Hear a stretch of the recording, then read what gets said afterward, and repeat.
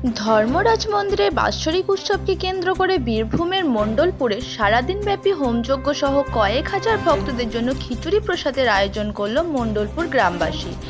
বুধবার বীরভূমের ময়ূরেশ্বর ২ নম্বর ব্লকের অন্তর্গত মণ্ডলপুরে আয়োজন করা হলো ধর্মরাজ পুজোর।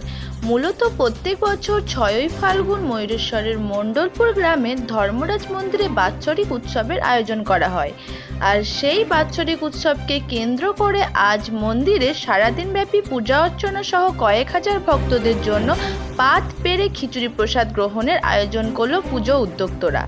বুধবার দুপুর ২টো নাগাদ সেই চিত্র উঠে এলো আমাদের নিউজের ক্যামেরায়।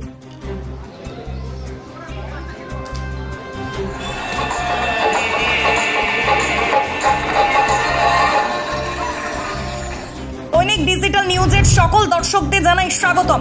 যে সমস্ত দর্শকরা আমাদের চ্যানেলটি এখনো ফলো বা সাবস্ক্রাইব করেননি তাদের জানাবো খুব তাড়াতাড়ি আমাদের ফেসবুক পেজটি ফলো ও ইউটিউব চ্যানেলটি সাবস্ক্রাইব করে রাখুন। ধন্যবাদ।